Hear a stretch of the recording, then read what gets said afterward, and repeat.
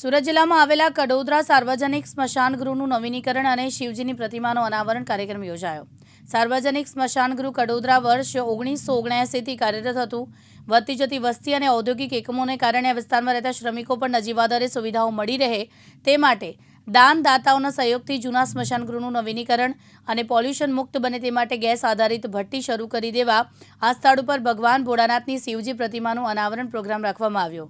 જેમાં કડોદરા નગરપાલિકાના પ્રમુખ, કોર્પોરેટરો, રોટરી ક્લબ ઓફ કડોદરાના પદાધિકારી, સિરવી સમયે સમાજના આગેવાનો, સ્મશાન ગૃહના ટ્રસ્ટીઓની ઉપસ્થિતિમાં કાર્યક્રમ યોજાયો હતો। કડોદરાની અંદર સાર્વજનિક સ્મશાન ભૂમિની જે નિર્માણ 45 વર્ષ પૂર્વે કરવામાં આવેલ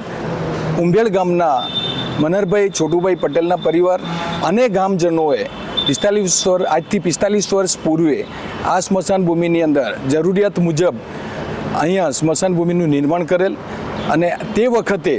રોજ 2 દિવસે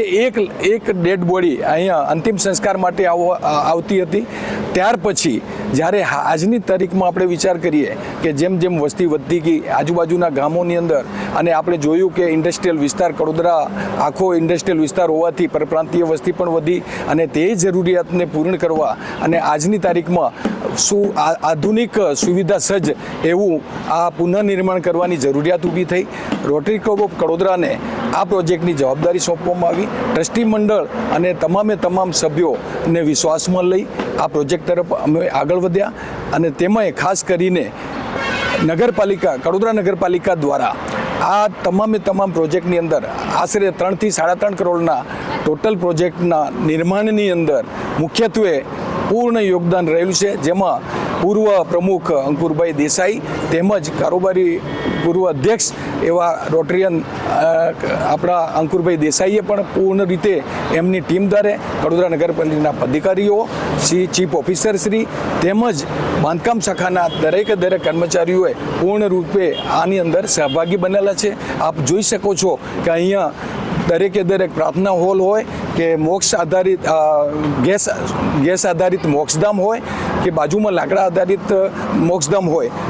તમામનું નિર્માણ કાર્ય પૂર્ણ થયેલ છે। ગુજરાત સરકાર તરફથી ગુજરાત ગેસના સહયોગથી આપણને નિઃશુલ્ક ગેસનું પણ અહીંયા અવિરત પુરવઠો ચાલુ થયેલ છે અને એ પણ સુવિધા ઉપલબ્ધ થયેલી છે। આપણે જાણીએ છીએ કે પર્યાવરણને બચાવવા માટે પણ આ એટલું જ અત્યંત આવશ્યક છે, જેથી આપણને ગેસ આધારિત મોક્ષધામનું પણ અહીંયા સુવિધા પ્રાપ્ત થયેલ છે। એ ઉપરાંત આદરણીય વડાપ્રધાન નરેન્દ્ર મોદી સાહેબનો એક સંકલ્પ છે કે કેચ ધ રેઇન એટલે કે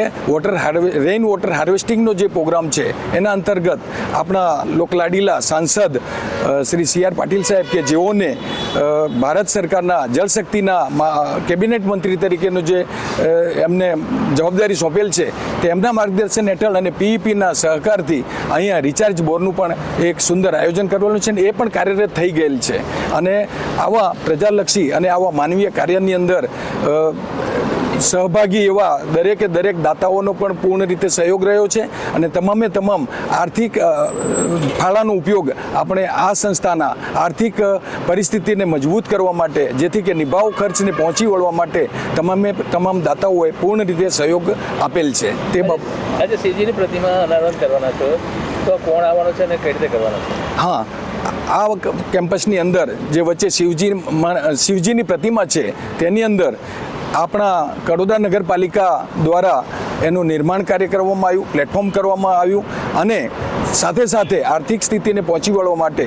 જેવી રીતે મેં કીધું તેવી રીતે સિરવી સમાજ ગુજરાત સુરત સમાજ દ્વારા આની અંદર સહયોગી દાન પણ મળી રહેલું છે। તો સિરવી સમાજ ગુજરાત સુરતના આગેવાનો જે ઉપસ્થિત રહેવાના છે, કડોદરા નગરપાલિકાના પદાધિકારીઓ પણ ઉપસ્થિત રહેવાના છે અને સાથે મળીને આ મૂર્તિ આપણે શિવજી મૂર્તિનું અનાવરણ કરવા જઈ રહ્યા છીએ। રમેશ ખંભાતી, દિવ્યાંગ ન્યૂઝ, કડોદરા, સુરત।